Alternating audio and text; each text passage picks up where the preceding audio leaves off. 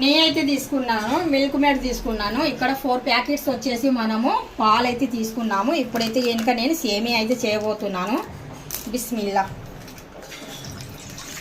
4 packets పాలు గిన్నెలో వేసేద్దాం.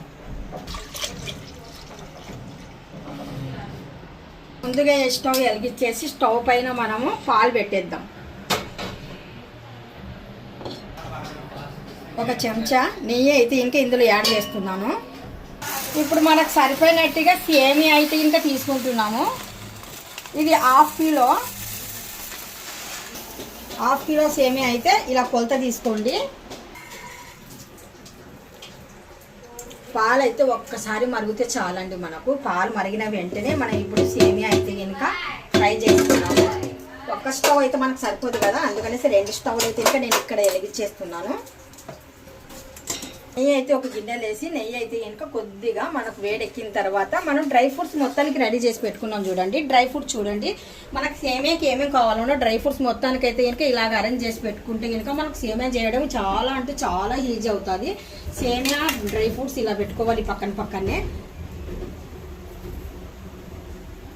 ముందుగా అయితే కనుక నేను కాజు అయితే కనుక ఫాస్ట్గా అయితే కనుక ఫ్రై అవ్వదు కదా, అందుకనేసి కాజు వేద్దాము. పాలు అయితే ఒకసారి పొంగిందండి, పొంగి కిందికి పోయినాయి. అలా పోకూడదు కిందికి, అంటే వేస్ట్ అయిపోయినట్టుగా కదా. ఇక్కడైతే ఇంకా మనము ఖర్జూరం కూడా నానబెట్టేసి కటింగ్ చేసాము.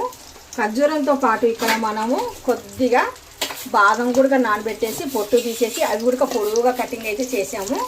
ఇవి మొత్తానికి రోస్ట్ అయితే చేద్దాము. ఇప్పుడు మనకు డ్రై ఫ్రూట్స్ మొత్తానికి బాగా ఫ్రై అయిపోయినాయి కదా. ఆ తర్వాత నేను చివర్లో కొద్దిగా కిస్మిస్ను ఎండి కొబ్బరి ఇవి 2 యాడ్ చేస్తున్నాను. ఇవి కొద్దిగా లేటుగా వేసినా పర్వాలేదు, ఫాస్ట్గా మనకు మాడిపోతాయి అవి. అందుకని ఇప్పుడు దూరగా అవ్వాలి ఒక్కటేసారి అంటే కనుక ఇలాగ ఈ పద్ధతిలో అయితే కనుక మనం అన్ని రోస్ట్ చేసి అది మంచి ప్యూర్ ఘీతో రోస్ట్ అయిపోయిన వెంటనే మనము చూస్తున్నారా మంచి బ్రౌన్ కలర్లో వచ్చేంత వరకు మనం వెయిట్ చేసి ఇలాగైతే కనుక రోస్ట్ చేసినట్టు వల్ల ఒక ప్లేట్లో తీసి పెట్టుకుందాము. మనకు ఘీ ఉంది కదా, అందులోనే మనం సేమియా కూడా రోస్ట్ చేసేద్దాం. చూస్తున్నారా మంచి బ్రౌన్ కలర్ వచ్చేంత వరకు మనము చిన్న మంట మీద బాగా ఘీలు అయితే ఇంకా ఫ్రై చేసాము. ఈ ఫ్రైని మాత్రం ఒక ప్లేట్లో తీసేద్దాం. మంచి బ్రౌన్ కలర్ వచ్చేంత వరకు మనం వెయిట్ చేసి ఒక ప్లేట్లోకి అయితే తీసి పెట్టుకున్నాము. ఈ విధంగా అయితే తీసి పెట్టుకోవాలి. దీనికి ఇక్కడ మనం షుగర్ అయితే ఇంకా యాడ్ చేస్తున్నాము. నేనైతే ఇంకా 4 ప్యాకెట్లు తీసుకున్నాను కదా, మనకు షుగరు టేస్ట్కి సరిపోయినట్టుగా షుగర్ అయితే తీసుకుంటున్నాను. 1/2 కిలో. నేను ఇక్కడ 2 చెంబుల వాటర్ అయితే ఇంకా యాడ్ చేస్తున్నాను.